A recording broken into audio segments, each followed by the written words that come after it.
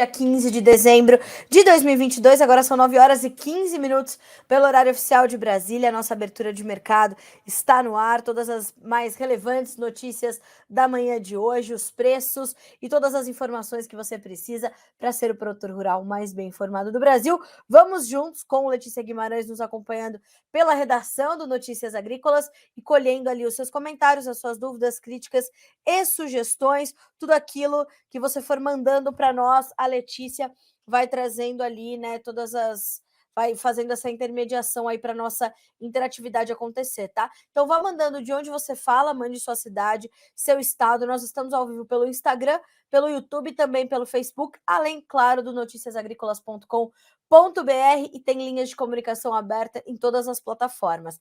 Lembrando também que o Bom Dia Agronegócio tem o apoio da Cochupé, a maior cooperativa de cafeicultores do mundo. Já quero aqui mandar bom dia para todo mundo que está nos mandando bom dia.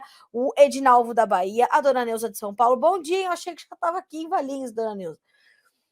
O Arthur Rezende, o Mozart Augusto e a Neide Rosa. Bom dia, Carlinha. Um Feliz Natal e abençoado Ano Novo para você e os seus.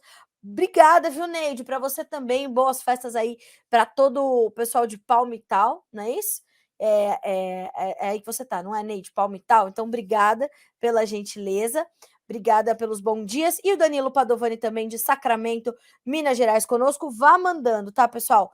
Mandem as suas perguntas. Hoje a gente vai falar bastante de novo sobre política, sobre economia, porque é isso que está pegando aqui no Brasil. É um assunto e é um momento da gente falar sobre isso e entender qual é o Brasil que começa, né, efetivamente, depois de janeiro. Então a gente precisa entender, a gente precisa ter esse cenário traçado do que vai acontecer, então, né, a partir de janeiro. Então, vamos juntos, certo? Bom, vamos começar com a nossa rodada de preços. Vamos ali passar pelas bolsas internacionais que já estão funcionando, a B3, vamos olhar o dólar e vamos saber como é que está o contexto geral. Soja, 14 dólares e 79 centos por bushel, uma baixa de 0,2%. Milho, 0,1% de queda para 6 dólares e 49 centos. O trigo, 7 dólares e 51 centos por bushel, uma alta de 0,3%. Bolsa de Chicago para farelo de soja e óleo. O farelo tem alta de 0,4%, 462 dólares e 10 centos por tonelada curta. O óleo tem baixa de 1,4% para 62 centos mais 66 por libra. Perceba que a briga, né, a queda de braço ali entre o óleo e o farelo continua. Já já a gente vai falar sobre isso. Temos também a Bolsa de Nova York, onde sobem os futuros do café, 1 dólar e 68 mais 70 por libra peso, 0,3% de alta. O açúcar ainda com ganhos e ontem tendo recuperado o patamar dos 20 centavos de dólar por libra peso, 1,3% de alta agora para 20 centos mais 56. O algodão 0,5% de baixa para 81 centos mais 2 por libra peso. O petróleo estável no WTI com 77 dólares e 28 centos por barril. Já no Brent nós temos uma alta de 1%, de 0,2% para 82 centos mais 71 por barril. 82 dólares e 71 centos por barril. No gás natural, aí sim a gente tem uma alta de 0,6%. Nós temos baixas em outra ponta para as commodities metálicas todas. O ouro tem 1,7% de queda, a prata 3,3% de baixa e o cobre 1,2% de queda. Dólar index subindo forte hoje, tem 0,5% de alta para 103.885 pontos. Me parece ser um dia de um pouco mais de aversão ao risco, né? Os índices acionários estão todos eles no vermelho, tá? Então nós temos aí um dia um pouco mais amargo aí, né? Mais azedo para o mercado financeiro. Na Bolsa de Dalian, mercado futuro na China, nós temos farelo em queda, fechamento já. Farelo em queda, óleo em queda, milho também recuando. Aí o que nos diz Eduardo Vanin sobre esse cenário mais azedo hoje? Bolsas continuam mergulhando, dólar subindo, petróleo caindo e ouro caindo. Apostas em taxa terminal de juros nos Estados Unidos acima de 5% voltaram a crescer. O próprio Federal Reserve vê a taxa acima de 5% ao final de 2023. Novos estímulos na China são aguardados. Xi Jinping se reuniu com os seus nomes ali da economia para, de fato, trazer uma condição ali para revisão da economia, né, e tudo mais. Então, a gente está nesse quadro. Vamos monitorar e já já a gente vai falar sobre a China também. Hoje as bolsas, inclusive na China, caíram diante dos surtos de Covid, aumentando, né, exponencialmente, e também dos últimos números e projeções do Federal Reserve, tá? Bom, passamos então pelos principais mercados, trouxemos esse resumo do financeiro pelo grande Eduardo Vanin, né? A sua perspectiva ali. O que a gente vai olhar agora, né? A gente vai olhar para as notícias sobre a nossa economia, quais são as projeções para o Brasil, o que a gente pode entender e também trazer algumas questões políticas, porque um dos pontos de destaque é a questão da lei das estatais. Ontem ganhou bastante peso, né? Inclusive no debate, essas informações ganharam bastante espaço para serem debatidas, para serem discutidas, e a gente vai falar sobre isso também. Então vamos começar com as projeções do Banco Central, porque o Banco Central aqui do nosso país melhorou a projeção para o crescimento do país, do nosso PIB, em 2022 para 2,9%. A sua última estimativa era de 2,7%. Veja só o que diz a Reuters. No documento, o Banco Central deixou ainda inalterada a perspectiva de expansão de 1% do PIB em 2023, que havia sido estimada em setembro, e o Ministério da Economia, por sua vez, prevê uma expansão de 2,7% do PIB deste ano e de 2,1% para o próximo, tá? Foram os últimos números aí do Ministério da Economia. Enquanto o mercado, segundo o Boletim Focus mais recente, divulgado nesta segunda-feira, dia 12, estima que a economia crescerá em 22 3,05% e o ano que vem 0,75%. Então, oxalá permita que a gente tenha realmente um crescimento aí na casa de 3%. E se formos para o número do Banco Central, se formos para o número do Ministério da Economia ou se formos para o número do Boletim Focus, estamos ali perto de 3%, e é assim que a gente entrega 22 para 23, com o crescimento da economia do país, portanto, na casa de 3%. Importante lembrar. Em relação à política monetária, o Banco Central, isso é importante, tá? Reiterou a mensagem da ata do Copom, o Comitê de Política Monetária, de que vai se manter vigilante, avaliando se a estratégia de manutenção da taxa básica de juros por período suficientemente segurar a convergência da inflação. É o que tem sido feito, é o que tem trazido resultado. Se vai continuar assim, se continuará trazendo resultado, é o que a gente vai ter que entender. E hoje nós temos a nossa taxa básica de juros, né, a Selic, em 13,75% ao ano, e assim vai terminar, né? As reuniões do Copom já terminaram, e assim a gente conclui, portanto, 2022 com a nossa taxa básica de juros. Nós temos também essa questão, como eu falei, né, da mudança ali da lei das estatais, e o Instituto Brasileiro do Petróleo e Gás, o IBP, viu com preocupação essas propostas de mudança devido a um debate com o Congresso e a sociedade civil, né, tendo sido pouco suficiente para que as mudanças fossem propostas efetivamente e que isso, inclusive, avançasse, né? Então, na véspera, né, a Câmara dos Deputados aprovou uma mudança na lei das estatais que reduz de 36 meses para apenas um mês a quarentena obrigatória para que as pessoas vinculadas à estrutura decisória de partidos políticos ou de campanhas eleitorais assumam cargos em empresas estatais. Isso por quê? Por que, né, há essa mudança assim a toque de caixa? Para viabilizar que mercadante possa assumir, né, o BNDES. Então, vamos entender. Aí, o que mais diz o Instituto Brasileiro de Petróleo e Gás? O Instituto Brasileiro de Petróleo e Gás entende que a lei das estatais é uma ferramenta fundamental para a melhoria da governança pública, disse o comunicado, pontuando que sua promulgação em 2016 registrou um avanço no âmbito da gestão pública, com o fortalecimento da governança de empresas públicas ou de economia mista, tá? Após a aprovação dessa lei da mudança da lei das estatais na Câmara, as ações da Petrobras recuaram 8%. Recuaram 8% nesta quarta-feira, diante de temores do mercado relacionados a possíveis interferências políticas na estatal. Especialistas acreditam que a legislação é uma das camadas de proteção contra possíveis intervenções na empresa. 1, 2, 3 e começou, hein? Começou. Vamos acreditar.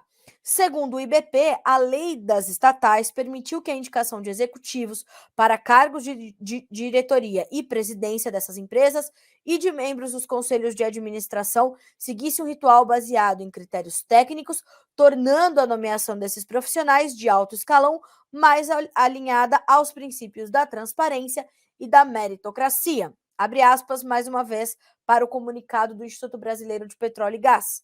A lei das estatais ratificou o compromisso das empresas em buscar uma gestão qualificada, com foco na geração de resultados, proporcionando efeitos positivos não apenas para as empresas, mas também para o mercado e toda a sociedade.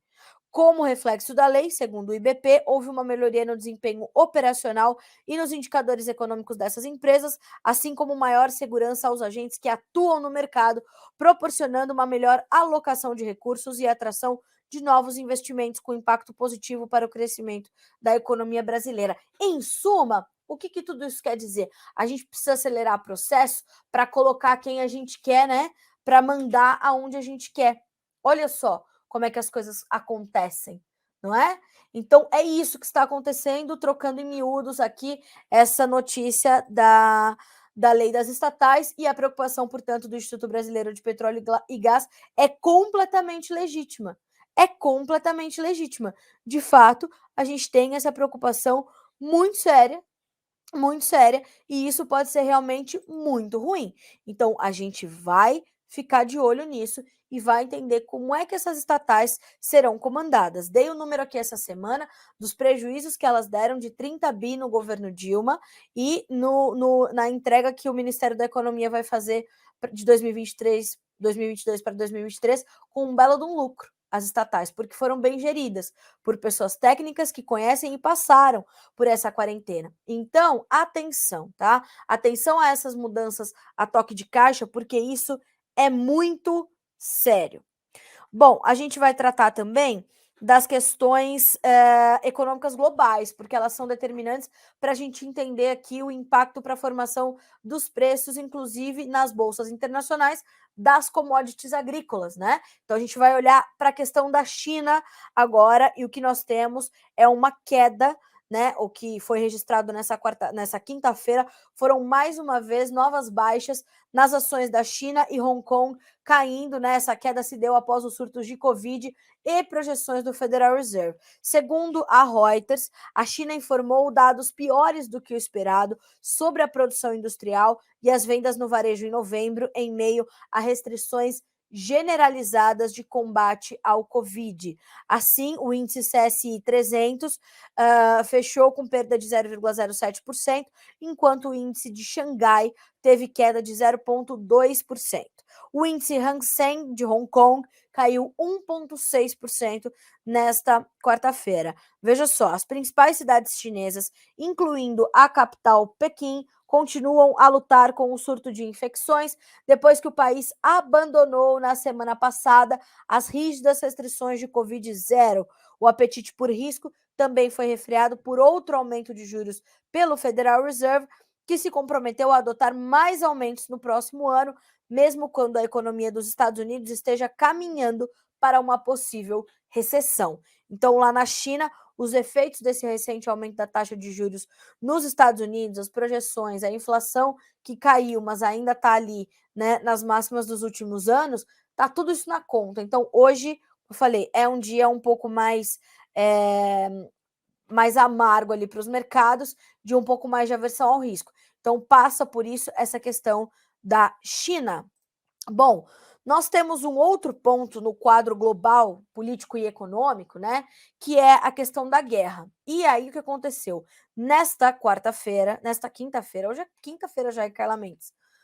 A idade avançada dessa jornalista. O que acontece? O general ucraniano estava ali, nessa semana se falou bastante sobre a possibilidade de um cessar-fogo ali perto do Ano Novo entre a guerra da Rússia e da Ucrânia. Mas aí veio o general ucraniano, que eu achei que tivesse aqui o nome dele, mas não temos. O general ucraniano que descartou nessa quinta-feira a possibilidade de haver, de fato, um cessar-fogo entre Rússia e Ucrânia durante o período né, de festas, o período de comemorações de final de ano e principalmente a comemoração do Ano Novo lá para russos e ucranianos. O Kremlin disse que não haverá um cessar-fogo na guerra que já dura quase 10 meses na Ucrânia. Dia 24, 10 meses de guerra entre Rússia e Ucrânia. Perguntado sobre a possibilidade, o general brigadeiro ucraniano Oleksiy Gromov disse em um briefing: haverá um cessar-fogo total somente quando não houver um único ocupante nas nossas terras, né? Então, palavras do general brigadeiro Oleksiy Gromov, abre aspas, haverá um cessar-fogo total somente e tão somente quando não houver um único ocupante em nossas terras. Qual é a sinalização, portanto, Carlinha? Continua a guerra e sem data para acabar, sem sinalização de acabar, sem qualquer boa perspectiva para esse conflito. Alguns acreditavam que a gente ia ter ali uma mudança totalmente rápida desse cenário da guerra. Não aconteceu. Alguns analistas, alguns economistas acreditavam num conflito rápido, né? Que rápido a Ucrânia entenderia que não dá para lutar com a Rússia. Não acontece. E assim a gente vem, né, registrando a destruição da Ucrânia, e é realmente um momento muito sério que está acontecendo, sem grandes mudanças previstas aí no front, tá?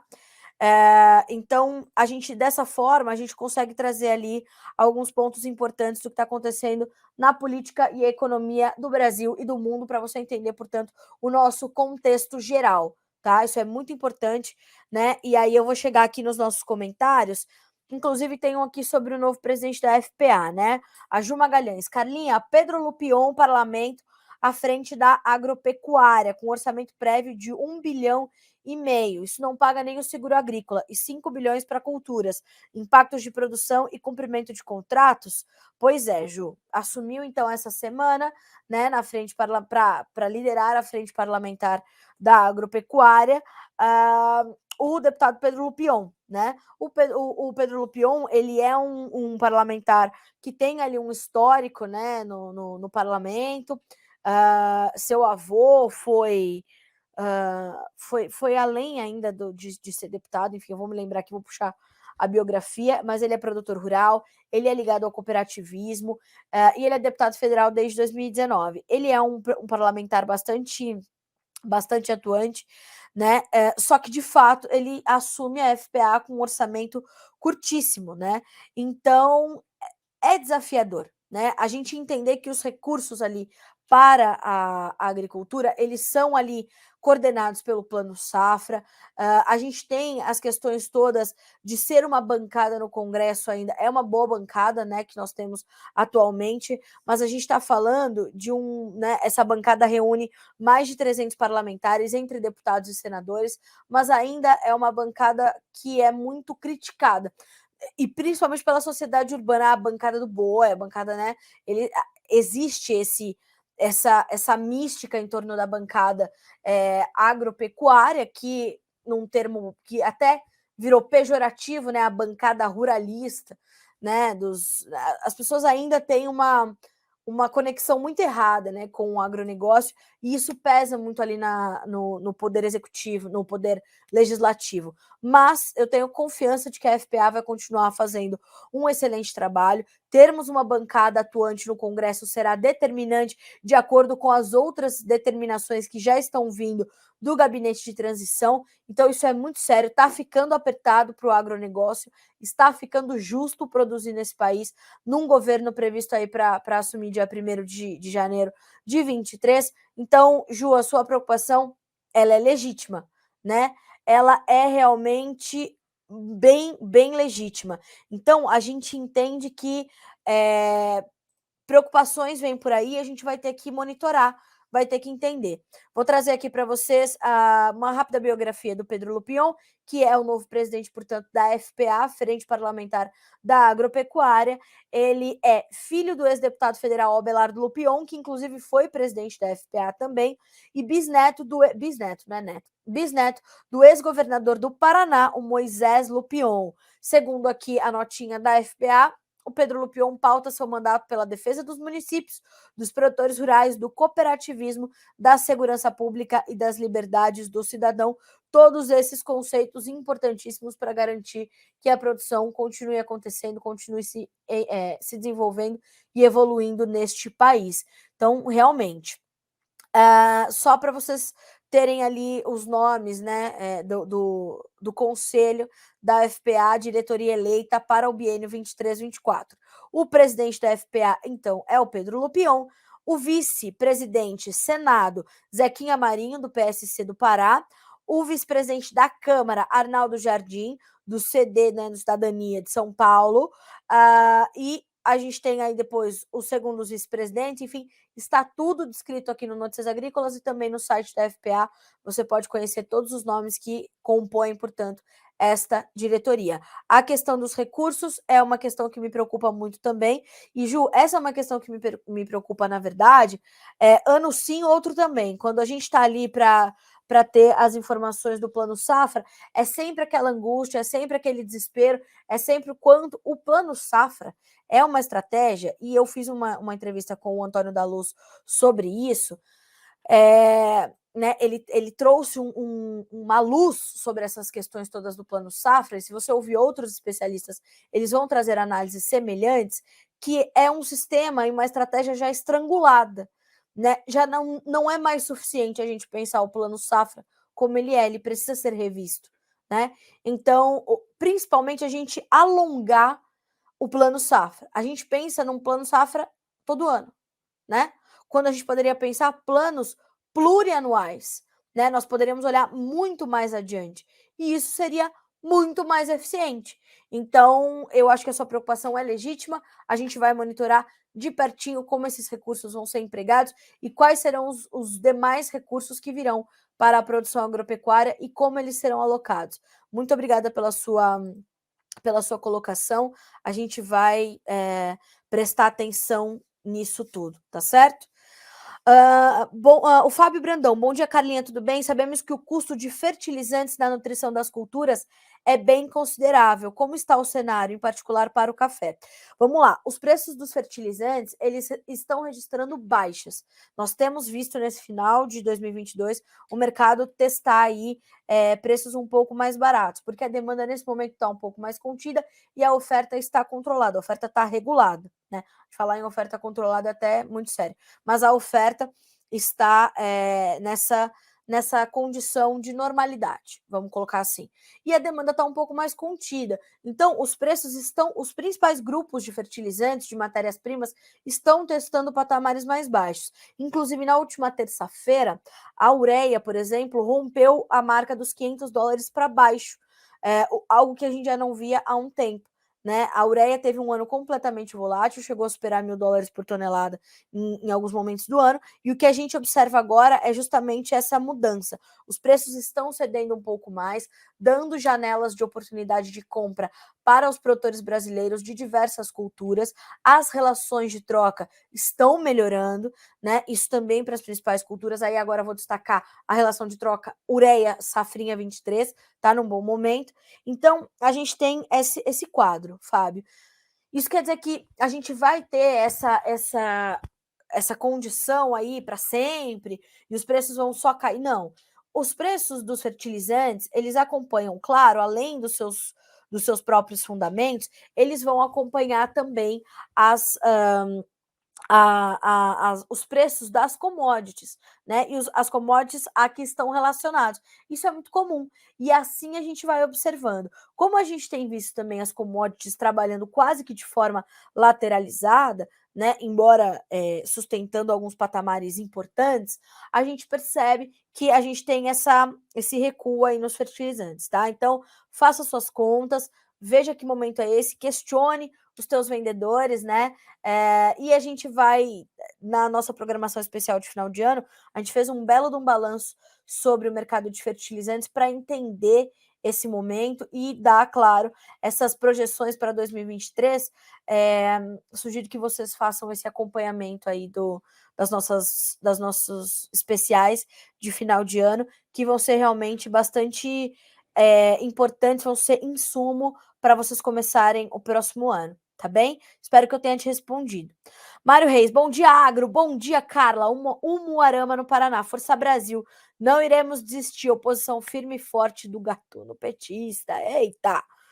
Carla, o que acha das perspectivas do dólar com esse governo gastador? Teremos chances de grandes altas no dólar? Já não era para o mercado estar tenso? Sim, pois é. O que o mercado vai fazer a partir de agora, né? O mercado vai observar, Mário, não só o nome de Fernando Haddad, por exemplo, para o Ministério da Fazenda, ou de Aloysio Mercadante para o BNDES, vamos saber quem vai dominar ali o Banco Central, e vamos saber quais serão as políticas na prática. Porque até ontem eu estava me fazendo essa reflexão. O que é que vão fazer de tão errado para mancharem os seus nomes ainda mais, né? O que mais eles podem fazer, né? O que mais pode acontecer? Que tipo de medidas ainda podem ser registradas que podem ou levar o Brasil, né, a 7 palmos para baixo do chão, como o senhor Luiz Inácio Lula da Silva, lá na coletiva do Gabinete de Transição, já falou: nossas estatais não estão à venda, isso e aquilo. A retórica é muito bonita, né, Mário? Mas assim, e na prática? Como é que faz dinheiro para bancar os programas sociais? Nós precisamos ajudar as pessoas, mas para que nós possamos ajudar as parcelas mais vulneráveis da população, a gente precisa fazer dinheiro em algum outro lugar. Para preservar o meio ambiente, como disse o senhor Jorge Viana, né, numa entrevista essa semana, só assim vão acabar com os boicotes aos nossos produtos. Que boicotes? Né? Porque nós exportamos para mais de 200 países. Como é que se preserva o meio ambiente de um país? Com dinheiro, dando viabilidade financeira para que isso aconteça. Isso não sou eu que estou dizendo. Isso quem diz são os especialistas, são os resultados, são as contas, os cálculos, os técnicos que estão nos ministérios hoje. Né? Então, sim, o mercado está tenso, o mercado está nervoso, mas o mercado ele tem que continuar caminhando. O mercado tem que continuar rodando, a economia desse país precisa continuar acontecendo.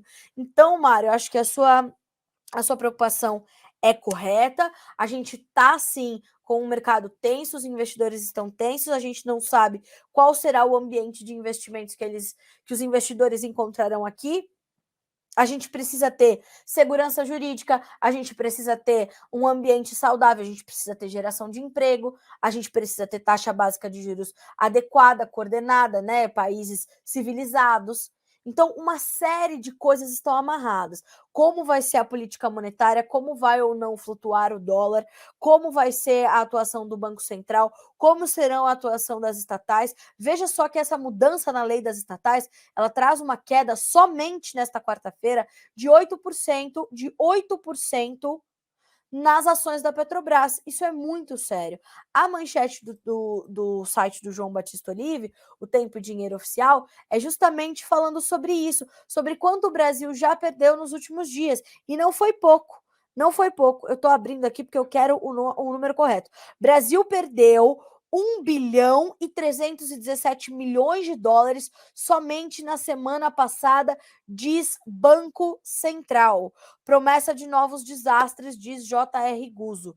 Então, é isso que a gente vai ter que olhar. Os números do Ministério da Economia são bastante claros e não podemos esquecer aquele tripé que vai garantir ali uma saúde da economia: superávit fiscal, metas de inflação e teto de gastos. Esse é um tripé muito, muito importante, que já não está sendo respeitado. Então, e aí, né, as pessoas ficam estarrecidas quando o Lula é questionado sobre a reação do mercado financeiro. Ora, como não? Qual é o termômetro? Se ele tem outro termômetro para a gente entender para onde vai a nossa economia, como a gente vai circular, que ele nos apresente. Por enquanto, o termômetro é o mercado financeiro. Por enquanto, o termômetro é a movimentação do dólar. Hoje, o dólar está subindo 0,4%, vale R$ 5,32. Acabou de virar. A gente está. Veja, Mário, como é difícil dizer para você o que está acontecendo, mas essa volatilidade, esse sobe e desce fortíssimo no mesmo dia, é o sinal também do nervosismo do mercado, que, claro, vai contabilizar também, é importante dizer, vai contabilizar a questão toda, né, do cenário internacional. Mas, de qualquer forma, a gente está vendo aqui uma desvalorização né, da nossa moeda frente à brasileira. Então é por aí. Bom, eu quero agradecer também ao Daniel Olive, nosso diretor, que está longe daqui, mas muito perto, né? Como é possível a gente perceber. E ele diz assim: ó, hoje dia mais que especial, hoje a Carlinha ou a Carol para os íntimos, porque quem não sabe, meu nome é Carla Carolina, né? Faz aniversário. Parabéns, Daniel. Obrigada, viu? Eu amo vocês, amo você, a Ana, a Luli, que está aí com você, o Gabi, o João Pedro, essa família incrível que me acolheu, né? Fora o seu pai, João Batista Olive. Me sinto muito acolhida, né? Desde meu dia número 1 aqui. Vocês sabem o quanto são importantes para mim. Muito obrigada pelos desejos de feliz aniversário. E quero agradecer ao Mário também, que já mandou parabéns aqui. Obrigada, viu? Saber que eu faço parte das manhãs de vocês é o meu principal e mais importante presente. Obrigada pelas bênçãos todas aqui que eu estou recebendo. Muito obrigada de coração. Amém. Cláudio Noro, bom dia. Não estou fazendo nenhum negócio até definir quem vai presidir o país. Se for o PT, acredito que não compensa plantar, será um caos. Olha só como a gente deixou inseguro o campo, né? A gente já sabe que o Ministério da Agricultura deverá ser desmembrado, então a gente deve ter uma volta do Ministério da Pesca e um Ministério para o Desenvolvimento Agrário, fora essas questões todas, né, dos investimentos, dos custos de produção, da questão cambial. Tudo isso faz parte de uma mesma análise que precisa ser considerada, né? Então a gente está olhando para isso com preocupação, claro, mas a gente vai noticiando à medida em que for sendo confirmado. Claro, a gente vai ouvir nos próximos meses, nas próximas semanas, economistas, analistas, consultores de mercado, tudo que de todas as formas a gente vai te cercar de informação para que as suas decisões possam ser assertivas, né? Para que as suas decisões possam ser o menos arriscada possíveis. Por isso, acho que talvez seja o momento mais importante para a gente falar sobre isso, que é o momento da gente ter muito foco na gestão, na comercialização planejada, né? Na menor exposição ao risco. Esse é um momento determinante para se definir isso, tá? Isso é muito sério. Isso é muito sério, mas é muito sério. Então, vamos continuar entendendo e sabendo o que a gente pode esperar daqui para diante. Obrigada, o Fábio também que está aqui me mandando, né? Feliz aniversário, obrigada. Como eu falei, né? Hoje é um dia realmente importante para mim, porque poder comemorar meu aniversário informando as pessoas, né? É bom demais. Aliás, não paro cedo hoje, hein? Às 18 horas tem uma live com o João Batista Olive e o time do Agrobid, meu amigo Donário Almeida, que vai fazer ali a mediação, para a gente fazer um balanço de 2022 para o agronegócio brasileiro. Olha que coisa boa. Então, aqui no @Notícias Agrícolas ou no @agrobidnet. Obrigada também pelos parabéns aqui que me mandou o Márcio Macielara. E quem mais? Teve mais gente aqui que me mandou parabéns. Obrigada, viu, pessoal? O Humberto me pedindo informações sobre o mercado do arroz. Vamos falar sobre isso também, tá? E ó, o Márcio já dizendo aqui: bom dia, Carla. Moraes tocando terror no Brasil, prendendo mais 100 pessoas hoje. Vamos noticiar, né? É muito difícil eu pensar que no dia que eu completo 37 anos de vida, né, tendo, sei lá, 2000 e quanto é de 2007 para cá, senhoras e senhores? 15 anos? 14, sei lá, eu de jornalismo, né? Graças a Deus. eu fico pensando assim, o que mais a gente vai ver, né? Porque se em 2022, quando eu me formei lá em 2007, a gente, né, na faculdade, o ambiente acadêmico, ele é muito caloroso para você tratar do que a gente não quer mais, como, por exemplo, a censura, a limitação, a liberdade de expressão ameaçada, né? E é assustador pensar que, com 37 anos de vida, em 2022, eu esteja temerosa sobre censura, sobre o que eu posso ou não posso falar, num canal livre, independente. É assustador. Assustador. É desesperador. Olha, né? Moraes manda Torres e Ibanez explicarem ações contra manifestações em Brasília e ele, o bastião da moral e dos bons costumes desse país, hein? É o senhor Alexandre de Moraes. Vocês já sabem a minha opinião sobre ele aqui, não vou me alongar, porque realmente, né, enfim, vamos passar para os mercados agropecuários. Bom, vamos começar com soja e grãos, porque o mercado está bem tímido lá na Bolsa de Chicago, pelo menos estava até agora, né? A gente tem ali pequenas altas, pequenas baixas, e o mercado vai tendo esse comportamento ao longo de todo o dia, por quê? Soja, milho e trigo precisam de novidades para voltar a se direcionar de uma forma mais, né, mais agressiva, mais forte. Os fundamentos estão postos na mesa. Quais são esses fundamentos? Para a soja, principalmente, isso vale alguma coisa para o milho em Chicago também, mas mais para B3. Nós temos ali clima na América do Sul como principal vetor agora para o complexo soja. As previsões para os próximos dias, elas já são conhecidas, né? Então teremos aí para os próximos 10, 15 dias tempo ainda seco, quente, temperaturas bem acima da média para esse período, chuvas poucas, quando elas acontecem são esparsas, mal distribuídas e de baixo volume, né? Então a gente tem esse cenário aí que preocupa bastante. Já vai limando o potencial produtivo da Argentina e do sul do Brasil, e aí no sul do Brasil a gente vai colocar também o milho nessa conta, porque o milho no Rio Grande do Sul, pelo terceiro ano consecutivo, estão perdendo por conta do calor das adversidades climáticas. Então, foco na questão climática da América do Sul. Nós temos também foco na China em todas essas questões que eu tratei aqui. Relaxa o Covid, mas as pessoas não querem sair de casa. Como é que vão comer? O que vão comer? Como é que vão se organizar? Enfim, a gente está nesse quadro e aí a China também exige muito monitoramento. A China exige que a gente busque entender realmente como é que as coisas vão se dar por lá. Nessa semana, a gente não viu aquelas novas vendas que o USDA anuncia diariamente. Isso tira um pouquinho de força do mercado. Já já a gente vai ter as vendas semanais para exportação. Aí sim a gente vai ver também como vieram esses números e como eles irão impactar no mercado. Então, é isso, né? Vamos ter esse entendimento também, isso é muito importante, tá?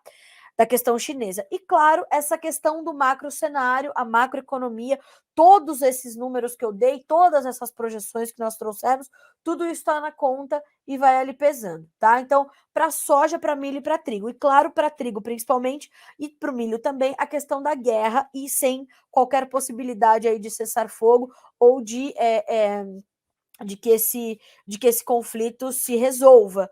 Isso é muito grave. Então, isso também está na conta. Aí, eu puxei aqui essa informação do Eduardo Vanin, porque, embora a gente não tenha essas vendas do USDA aparecendo, mas olha só a informação da Agriinvest Commodities.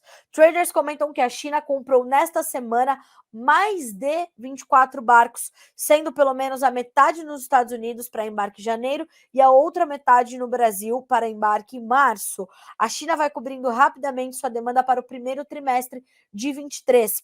A Argentina vai continuar muito seca e quente para 10 dias, aumentando o estresse sobre as lavouras de soja e milho. Corretores comentam que há poucas ofertas de milho na Argentina, deixando o Brasil como a única alternativa para janeiro e fevereiro. O clima seco e quente está prejudicando o milho verão no Rio Grande do Sul. Acabei de falar isso, né? Compradores já estavam assumindo um potencial de produção menor, produção que pode continuar sendo cortada se o clima não melhorar. Os mapas mostram 15 dias de temperaturas elevadas e zero chuva. Zero chuva. É a força do Laninha. E a tendência, a projeção, a expectativa é de que ele perca força em fevereiro só, tá? Pelo menos por enquanto. O milho tributado está sendo ofertado mais barato em relação ao diferido. O programa de exportação de milho no Brasil continua crescendo. Hoje já passamos de 40,8 milhões de toneladas, sendo que a estimativa geral do mercado é algo entre 43 e 44 milhões de toneladas exportadas até o final de janeiro. Bater essa estimativa vai depender da logística e da vontade da venda do produtor. Por enquanto, a margem da originação está ruim. Vamos ver como é que está o milho na B3? Antes da B3, Chicago, estável, caindo de 0,25 a 0,75, aquele mercado caranguejo, né, que vai andando de lado.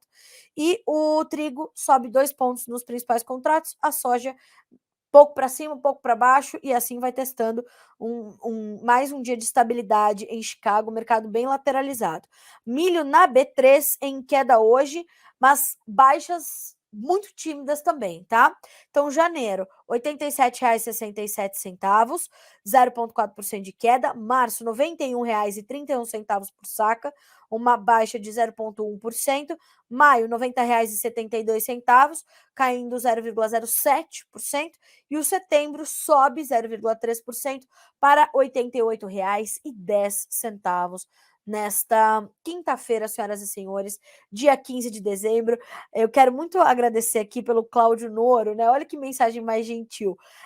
O agro te ama. Olha que coisa boa, né? Então já ganhei o presente de aniversário, para mim tá excelente. Obrigada, viu? O Mário tá aqui lembrando, ó, boa geração, 85, sou de 83. Chegou nossa vez de mudar os rumos do país. Não desanima, não desanimo. Eu não desanimo, eu me assusto, Mário. Mas desanimar não dá. Não dá para ser jornalista se a gente desanima. Não dá, né? Ainda mais falando para um setor tão pujante, né? Como é o de vocês. Eu tenho muito orgulho de falar para o agronegócio, mas mais ainda, eu tenho orgulho de falar pelo agronegócio. Porque eu sei que vocês confiam em mim, no João, no Alex, no nosso time de repórteres aqui, para falar por vocês. E eu tenho muito orgulho de falar por vocês, porque nós sabemos o que estamos dizendo. Eu estudo vocês para eu falar sobre isso. Então, eu tenho realmente muito orgulho de falar pelo agronegócio brasileiro, sempre. Bom, tratamos dessa questão, então, do mercado, né? Tímido. Tem gente aqui falando já para a gente que, não estou vendendo, não vou vender, vou esperar ali as definições, enfim. Ana Lúcia Gorgin, obrigada. Cláudia, obrigada. Rogério, o pessoal que está me mandando aqui parabéns, muito obrigada. O Carlos Guilherme Barbosa fala do Conilon. A Carla, minha xará, Kill Carla. Vamos falar sobre o Conilon. Enfim, pessoal, obrigada que tá aqui me mandando parabéns, viu? Muito gentis as mensagens. Minha mãe mandou vários bolinhos aqui. Minha mãe já me mandou. Eu falo, o agronegócio brasileiro, ele conhece mais a minha mãe do que eu. Minha mãe já mandou um presente aqui no NA, coisa toda, né? Eu tenho muita sorte, né? Porque o meu namorado trabalha aqui no NA. Aí tem a minha mãe, que é muito engajada aqui também. Então, eu tô cercada de pessoas que gostam de mim e todo o nosso time, né, que eu amo e tenho muito, muito carinho. Maria Regina, obrigada também pelas suas gentilezas por aqui, viu? Muito obrigada, de coração, a todos vocês. Bom, senhoras e senhores, uma informação importante agora quero trazer ainda sobre grãos e projeções para os próximos 10 anos do estado de Mato Grosso. O Instituto Mato Grossense de Economia Agropecuária, o IMEA, lançou nessa quarta-feira o seu Outlook 2032 e uma projeção de produção de 148,22 milhões de toneladas de grãos e plumas nos próximos 10 anos, além de projeções de 2,96 milhões de toneladas de carnes bovina, suína e de aves, o que significa um aumento de 850,6 milhões de toneladas produzidas em relação às projeções do ano de 2022. 10 anos. 10 anos de projeção do IMEA. Olha que Eu falo, como é não ter orgulho desse setor, né? O Outlook abordou principalmente os agentes do mercado, produtores rurais, agroindústrias e Estado, referentes às principais culturas agropecuárias desenvolvidas em Mato Grosso. Outro destaque foi a composição do funding da soja no Estado. Então, nós temos aqui os números detalhados do Mato Grosso. Sugiro que você faça uma análise desses números, principalmente você que está no Estado. Traga essa perspectiva para a tua perspectiva, o que você espera para os próximos 10 anos. É hora de você... Pode parecer hora de... né, pode parecer hora de não desanimar, mas pode parecer hora de, o que a gente vai fazer? A gente está num momento de transição. Gente, até os vales do mercado lhe dão oportunidades, tá? Então isso é muito importante. Pegue essa projeção do IMEA e entenda o que ela significa para você. Olha para frente, faça seus cálculos e trace as suas metas. Isso é muito importante. A gente está falando do estado maior produtor de grãos do Brasil já fazendo a sua projeção. Adote isso para a tua gestão. Vamos embora. Certo? Essa é uma notícia muito positiva e eu queria muito dividi-la com vocês.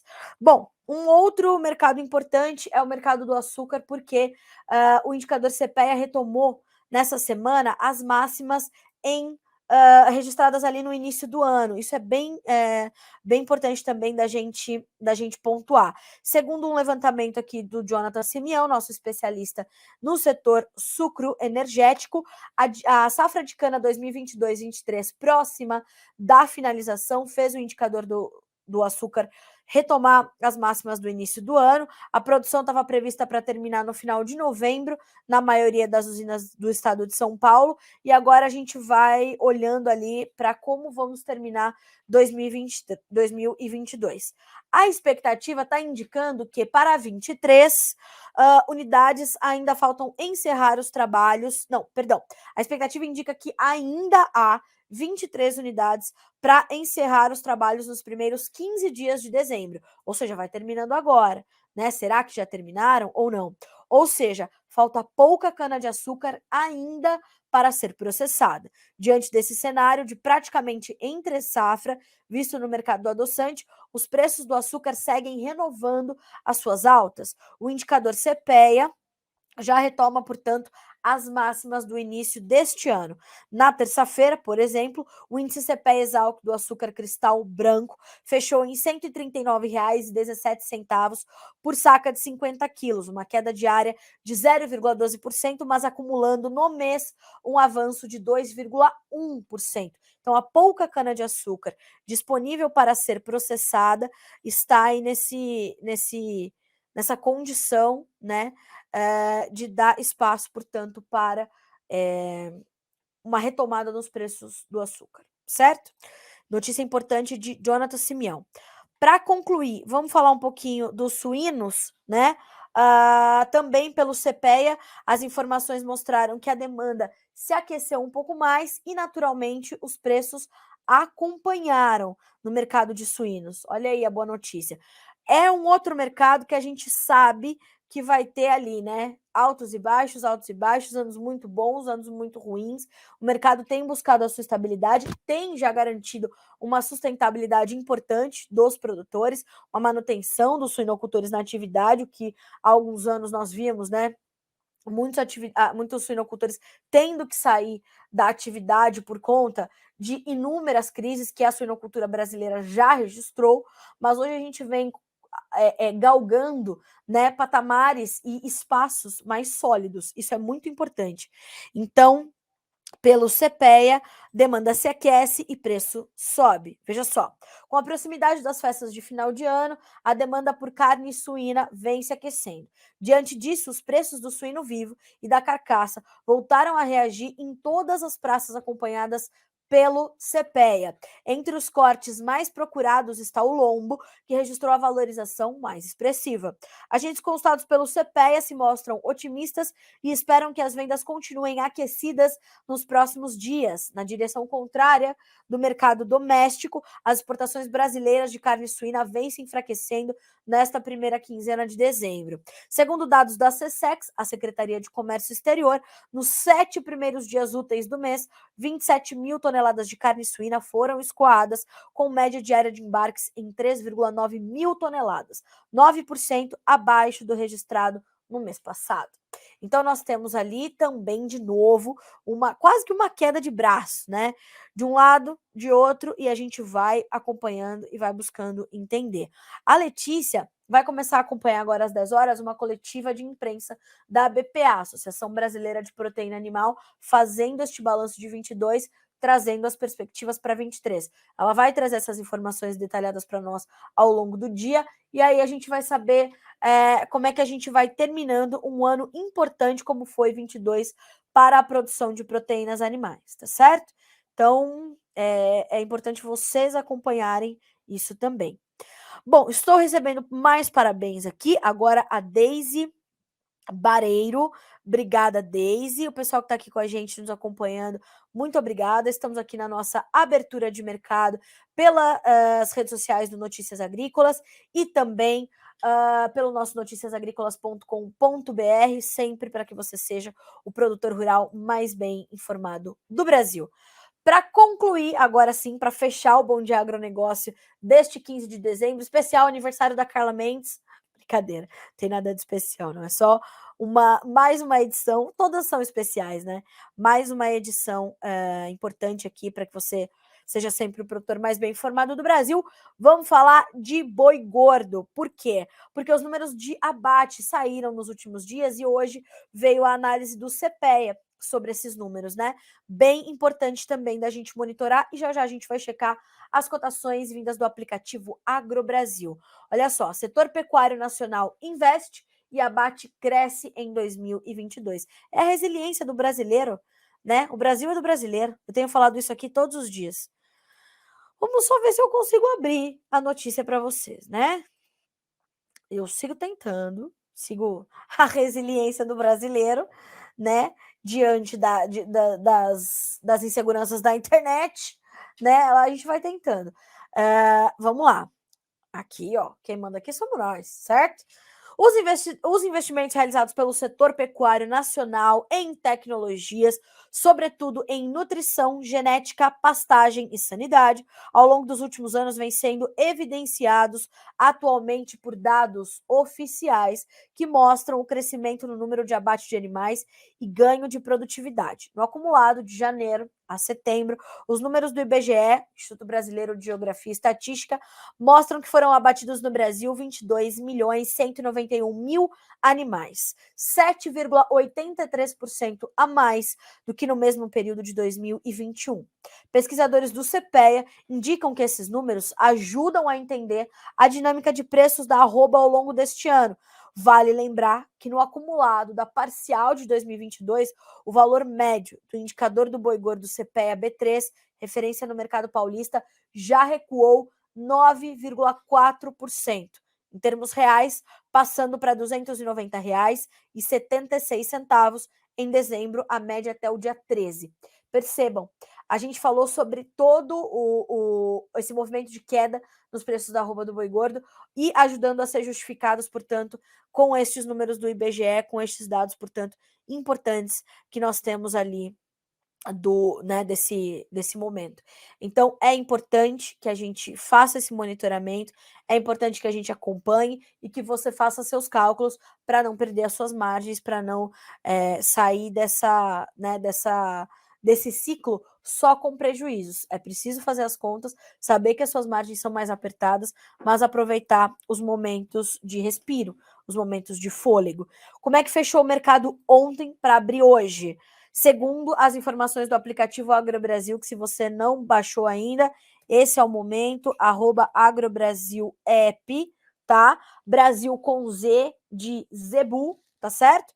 Então vai baixar o aplicativo, vai registrar seus negócios ali, sucesso, vai ajudar a trazer mais transparência para o mercado, tá? Isso é completamente importante. Bom, então vamos ver aqui. São Paulo, negócios entre 280 e 295 reais por arroba, um spread considerável, né? Média, R$ 281,24, escalas, 10 dias úteis. Mato Grosso do Sul, entre 267 e R$ 268,60, escalas, 9 dias. Mato Grosso, R$ 260 o registro de negócios, escalas 8,3 dias. Minas, R$ 295, escalas 7 dias, e não foram registrados negócios para os demais estados acompanhados pelo aplicativo, mas ainda assim o meu amigo Daniel Lopes, lá do aplicativo Agro Brasil, traz as escalas do Goiás em 7,4 dias. Segundo as informações, São Paulo volta a alongar as suas escalas e os preços vão perdendo um pouco mais de força. Lembrando, hein, pessoal, essas médias do aplicativo são para pagamento à vista, livre de impostos. As escalas são o reflexo das indústrias acompanhadas pelo time do Agro Brasil, ok? 10h10 pelo horário oficial de Brasília, senhoras e senhores. A gente vai terminando por aqui o nosso Bom Dia Agronegócio. O Fili Mesquita pedindo aqui um cenário de milho. Eu falei um pouquinho sobre isso. Eu vou pedir a gentileza de você esperar essa live chegar aqui no nosso feed do Instagram ou já ir direto para o YouTube, voltar um pouquinho ali na parte que eu trouxe as informações do milho, porque agora eu vou, né, trocar aqui de estúdio para continuar nas gravações, para continuar ali gerando conteúdo para vocês. Hoje o tempo um pouquinho mais curto, mas tem ali informações do mercado de milho. Logo depois que eu falei de política e economia, aí eu começo a falar dos grãos, ali tem algumas informações de milho. Mercado de milho, só para te dar um panorama rápido, segue lateralizado, melhores negócios fluindo nos portos do que no mercado interno. Nós temos atenção, claro, à questão climática, e vamos olhar para essa demanda externa muito intensa pelo nosso milho, que é um dos mais competitivos agora, porque temos Estados Unidos ou Ucrânia fora do mercado, a China pedindo mais, quer dizer, os portos estão dando boas condições e vão ajudar, claro, a formação dos preços aqui no nosso mercado interno. Senhoras e senhores, 10h12. Mais uma vez, agradeço a todas as mensagens de aniversário que eu recebi aqui, em especial a do meu diretor Daniel, e claro, da minha mãe, né? Eu sou muito feliz, né, com a minha carreira, e eu tenho muita gratidão por ter a confiança de vocês, principalmente, né? Acho que isso, para um jornalista, ele ser um profissional confiável, é o que mais atesta que ele está no caminho correto, né? Eu sempre tive o desejo de ser jornalista, não pensei, obviamente, nunca em trabalhar para o agronegócio, mas quando cheguei aqui, sabia que era aqui que eu tinha que estar, né? Então, dos meus 37 anos, 12 eu passei aqui dentro, né? Eu completei 12 anos de notícias esse ano, então eu cheguei aqui nova, né?